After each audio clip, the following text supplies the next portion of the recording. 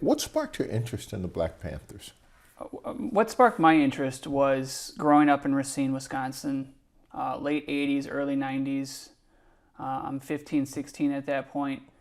And Mike McGee, Alderman Mike McGee at that, he was quite active with his Black Panther militia. And of course, the news media sunk their teeth into his various outlandish statements taken out of context, rolling flaming tires down the street, those kinds of things, engaging in guerrilla warfare, and only focusing on those things that he was saying, not why he was saying those. But that prompted me, being white, middle class, being around other white middle class individuals who had then this negative perception of McGee and the Panthers, not understanding why you would want to resort to these kinds of acts of violence. And so I grew up, or high school, or having these really negative images of the Black Panther Party. And then I go to the UW Madison, and I take some Afro-American studies classes. I was interested in race prior to that, in race studies. And while I was watching these videos, I was seeing the Black Panther Party serving breakfast to school kids. And so for me, it was really hard, this juxtaposition of Mike McGee and the violence and the guerrilla warfare and anti-white rhetoric, supposedly, and then the Black Panthers, the community service organization. And so I wanted to get to the bottom of it. And that was, my goodness, that was 93. And here we sit in 2016, and I'm still not to the bottom of it. Well, there's a lot to get to. Yeah. Talk about the thrust of the Black Panther Party in Milwaukee as you understand it. So the Black Panthers in Milwaukee emerged on the scene January of 1969. And this was in the context of the Black Panther Party as a whole expanding throughout the country. Now, when we talk about the Panthers expanding as a whole, let's not overstate this. J. Edgar Hoover, head of the FBI, will call them the #1 threat to the internal security of the United States. However, they never got larger than 4,000 members at their peak, maybe 4,500 members nationwide. And that's the #1 threat to your internal security. And so we're talking about 25, 30 chapters throughout the country, maybe 35 chapters. One develops in Milwaukee. And the Milwaukee chapter, like these other chapters throughout the country, yes, they had the Panthers' central, their central mission, which was to serve and protect the black community. Their first name was the Black Panther Party for Self-Defense. They dropped that for self-defense because it wasn't as catchy. And so, yes, they were going to pick up the gun and defend their communities as they saw fit. But the Panthers in Milwaukee, like the Panthers throughout the country, really focused overwhelmingly on providing basic community services for their community. We think of the Black Panther Party as this ultra-radical organization, and they definitely had an element of that when you're picking up the gun and talking about offing the pig. That's very radical. However, when you spend the vast majority of your energies on breakfast for children programs, on busing the prison programs, on a free medical clinic, well, how revolutionary are you? Or are you just a community service organization that, yes, we picked up the gun because we want to defend ourselves, because that's also a community service? How did the militant perception get so distorted? Well, we got to keep in mind the context of the times. Nowadays, we talk about Martin Luther King, and by and large, people speak of Martin Luther King very affectionately.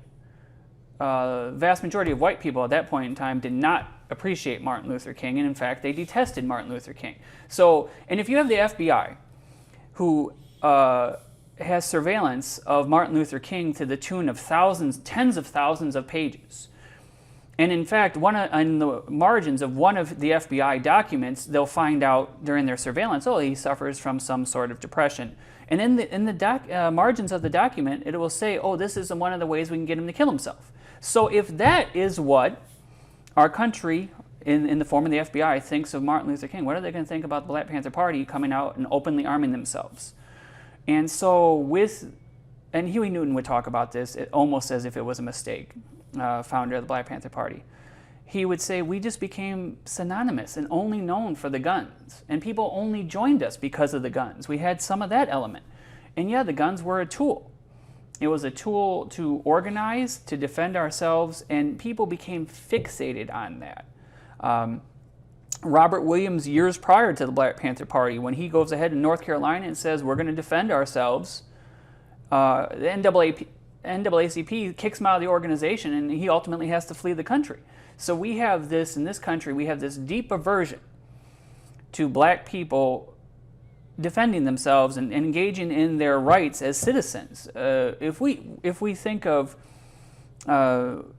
white individuals picking up the gun, defending their communities, defending what they see as their interests, such as in Oregon right now, they're allowed to sit and we can respect that and we'll discuss it and we'll deal with it. Black people do that, and there's going to be hell to pay. And for the Panthers, law enforcement agencies and the public and the media fixated on the guns. And yes, the guns were there. Without question, they were there. But to only deal with the Panthers just by, the guns define them, that's not accurate. What were police relations like in Milwaukee that when the Black Panthers came into existence? Police relations with the black community of Milwaukee were atrocious. They arguably like they are now.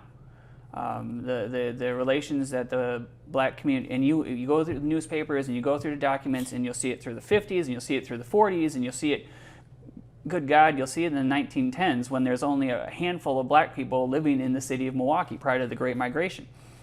There is this long history of animus between the overwhelmingly white Milwaukee PD and the black community. And this manifested itself in many different ways, just in general harassment, in assaults on the black community by the police. But then there's of course throughout the historical record in the 50s and the 60s and the 70s and 80s, so forth, there's murder of black people, out and out murder. One of the cases that sticks out in my mind is Daniel Bell in '58, where you have an African American individual who is shot and killed, and said he pulled a gun on the police, and that's why he was shot and killed. And 20 odd years later, when one of the white officers is on his deathbed, he's going to go ahead and recant his story and say, no, we planted that gun. And this is the environment that the Panthers existed in. The Panthers, we also have to keep in mind that when we have what's classified as a riot in '67, we have to think about, is it a riot or is it an insurrection? That when we have that insurrection of '67 in Milwaukee, and you ask African Americans afterwards, why did this happen? Well, of course, general racism and having to deal with that day in and day out, but a big part of it is police brutality. And countless studies would support that. Alverno College does a study. You have the Ad Hoc Committee on Police Relations does a study. You have an Urban League that does a study. You have the Kaleidoscope. You have all these different sources that do studies on these police-black relations. And the consensus is that the black community feels as though the overwhelmingly white police force isn't there to serve and protect. It's just there to intimidate and harass and brutalize. Let's talk about the Panther Party itself in Milwaukee. They actually organized twice. Let's talk about both times. Okay, so I mentioned before the Panthers come into existence in Milwaukee in January of '69. And we have to think about the community that they're coming into. They're coming into a community of this turbulent relations between the police and the black community. And where an individual like Father Grappi is, who is a Catholic priest leading nonviolent marches, and he's castigated as this anarchist, right? And so if they're going to, and the police harass and intimidate and do all of these things to Grappi and the NAACP youth commandos that he advised. Now the Panthers come into Milwaukee, and Milwaukee has, we think of racism in this country as confined, it's a southern thing. All of it happens in the South. That's where you have the Bull Connors, is in the South. Well, Harold Breyer is Milwaukee's version of Eugene Bull Connor. He would give Bull Connor a run for his money. And so this is the community that the Black Panther Party comes into. And very quickly, they're met with a lot of police brutality. They're trying to get their Breakfast for Children program up and running, which they do. They're serving roughly 100 kids a day at homes of Black Panthers. They try to reach out to churches like Cross Lutheran. There's an agreement, and an agreement is taken away on the part of Cross Lutheran because they didn't. Oh, the Black Panthers are coming into our church. We better not extend our facilities to them. And so they got the Breakfast for Children program up and running. They tried to get their community control of the police, that platform. They tried to push that. They didn't have time to. The Panthers in Milwaukee, that first wave, so they come in there in January of '69. By September of '69, and they've had to deal with arrests and they've had to deal with beatings, but then September and October of '69, but September of '69, that's when I believe the Milwaukee PD said that's enough and we're going to wipe you out. And it was done in two separate instances in the span of 48 hours, where in one you have 3 Panthers who are stopped in just a routine traffic stop. Supposedly they engaged in some sort of traffic violation that resulted them getting the tar beaten out of them by the police, and then arrested for their traffic violation. And you had witnesses who watched this, African Americans watching this from the community and just seeing these Panthers just getting pummeled and brutalized by the police. Then, within a short span of these 3 being arrested, you have the case of what would be known as the Milwaukee Three. And you have 3 Black Panthers who supposedly tried to murder a white police officer while he was walking his beat. And if you analyze the story, it just doesn't add up. Because the white police officer, a guy by the name of Robert Schrader, I believe, would testify that what happened, he's walking his beat, and these 3 Black Panthers roll up on him point blank with a shotgun, stick it out the window. He has the presence of mind to look at them, identify them, drop to the ground, and also be able to get the license plate number of the van. The shotgun blast goes over him. I mean, this is some sort of Rambo-esque kind of behavior on the part of Robert Schrader.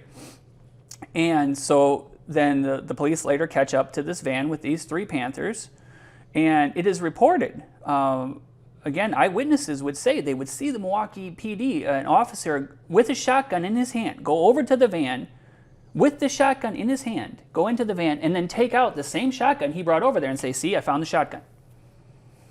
And so then these 3 are arrested and ultimately sentenced. 2 are sentenced to 30 years, and 1 is sentenced to 10 years. And of course, they're beaten mercilessly while in custody, to the point of where one of the Panthers, I believe Felix Welch, would say, I didn't even recognize them. It was so grotesque. And so you have these 2 separate experiences, and then you have another 2 who are going to be arrested on supposedly carrying concealed weapons in October, which the Panthers didn't carry concealed weapons. That was what made them so confrontational, is they were in your face. The guns were right there. And so you have another 2 who are arrested, and they're sentenced to, I believe, 3 months in jail. And so you're dealing with these issues, and the Panthers just come undone. And these pressures really bring the Panthers apart. They also had internal issues, and it brings the Panthers apart, that first wave. And so by November of '69, Dakin Gentry, who was regarded as the captain of the Black Panther Party, I'm going to silence this. Sorry about that. Dakin Gentry, who is the captain, would go ahead and disband the chapter of the Milwaukee Black Panthers. And then the Panthers, of course, as an organization, would go away in Milwaukee. But the individuals who were part of the Black Panthers, they continued on their activism. And so 72 to 73, you would have what's called the People's Committee to Free Jan Starks, trying to free Jan Starks, the brother of Ronald Starks, who was a Panther of their first wave of the Black Panthers in Milwaukee. and Jan Starks' brothers in the military, locked up on trumped-up opium charges, possession of opium in Taiwan. They would get him free, but then the People's Committee to Free Jan Starks morphs into the People's Committee for Survival, and so this is all happening in '72 into '73, and they become the People's Committee for Survival and immediately apply for a charter from the Black Panther Party, because they were ideologically descended from the Black Panther Party. And the Black Panther Party at the national office was very hesitant to give Milwaukee another charter. At this point in time, the Black Panther Party nationally had suffered massive infiltration by FBI agents. They were very hesitant to grant charters, especially to Milwaukee, where they had a supposedly failed first charter. And so they had to prove themselves. They went through really a vetting process with the National Black Panthers, and it took a year and a half. So by we get into mid-'73, we have the Panthers reemerge in Milwaukee again formally as the Panthers, but they'd been there all along, just hadn't existed as the Panther organization. And this second wave of the Black Panther Party, they were able to really focus their energies on the community service programs, on the busing the prisons program. That was a big part. On the free medical clinics, that was a big part. And on the Breakfast for Children program. The Breakfast for Children program in the second wave was not as successful. Well, it's hard. You got to qualify that. If you're not feeding as many kids, is that a bad thing? But what had happened is other organizations had come along and taken the cue from the Panthers. That was the thing with the Panthers, is they showed the larger community, the white community, these are the things affecting the black community, and these are the things we have to contend with, and others within the black community. And so the Panthers were a wake-up call for a lot of people on Breakfast for Children, on free medical care, on all of these things. And so, because you had Cross Lutheran Church, who took an impetus, really, the impetus was the Black Panther Party, and then Cross Lutheran goes ahead and says, yeah, we need to have our own Breakfast for Children program. And they were feeding a lot of kids at Cross Lutheran. And ultimately, if you trace the roots of that, that grows into what would be the Hunger Task Force of Milwaukee. But the Black Panther, that second wave, Black Panther Party in Milwaukee, they exist up until '76, '77, when Huey Newton shuts down all branches outside of California. Huey Newton at this point in time has descended. And we shouldn't castigate Newton, but he is an individual who he had his own demons. And part of it was his own failings, and part of it was he was under constant stress and surveillance and harassment and intimidation. And I interviewed his former FBI agent. I mean, if you're Huey Newton, you have your own personal FBI agent, of course. And this was an African American FBI agent, and he wasn't hostile to what the Panthers were doing. But I remember I asked him. I said, what did the FBI do to the Panthers? What were the kinds of things you did? And he said, I can't tell you that. I can tell you we made life very difficult for them, and we made it very hard for them to operate. And so eventually the stress, Newton just really succumbs to the stress and his own personal demons, and he's starting to do a lot of drugs at this point in time. And he's paranoid, and rightly so. And so he closes the chapters down outside of California by '77. And by '77, the Black Panther Party as a whole is a shell of itself. We're talking, they're founded in '66, they peak in '69, and by '77 they have 100 members nationwide, really all confined to California. Is there anything about the Black Panthers in Milwaukee I haven't asked you about that you wanted to talk about? Black Panthers in Milwaukee, one of the things that we have to talk about is their legacy, I think. Their legacy, when we talk about, well, why do we examine the Black Panthers in Milwaukee? They were only in existence for roughly 5 years, all told. Yet, they're very representative of, I believe, the larger African American freedom struggle. They're so frequently, we take the Black Panther Party and we say, oh, that was a completely out there organization. Well, no, they weren't. They fall in the long line of African Americans who have picked up the gun, and defended themselves and defended their communities and provided for their communities. They weren't any different. It's just we romanticize and we carry on this myth of Martin Luther King and nonviolence, and that was the entirety of the struggle. That was part of the struggle. When you examine the 1930s and the sharecropping unions picking up the gun and defending themselves, didn't see nonviolence there. And when you examine the Universal Negro Improvement Association in the 19-teens and 20s, and they're saying they're going to defend themselves, well, this has a long history. But in particular, with the Black Panthers in Milwaukee, you have two very visible legacies. If you want to boil it down to just visible, the Isaac Coggs Health Center, that is testimony to the Panthers, their free medical clinics. It grows out of the Panthers' free medical clinics. And ultimately, it takes many years, but those people who were part of the Black Panther Party, worked with the Black Panthers, eventually laid the foundation for what becomes the Isaac Coggs Health Center in Milwaukee. And that's a very visible legacy. This was the Panthers were trying to provide, and they knew they didn't have the appeal necessarily or the resources to be the ones who were going to do it, but they were going to get people off their butts and getting them thinking about it and doing these things. And then also you have the Hunger Task Force of Milwaukee. And the Hunger Task Force of Milwaukee probably wouldn't ever want to acknowledge that they really descend from the Black Panther Party. But the Hunger Task Force of Milwaukee is, examine its roots, and you'll find it's with Cross Lutheran Church. And you'll say, where did Cross Lutheran Church get their impetus from? Where did they get their beginnings from? And it was from the Black Panther Party. They were the ones that pushed them. And these are two very visible, concrete legacies of the Panthers in Milwaukee.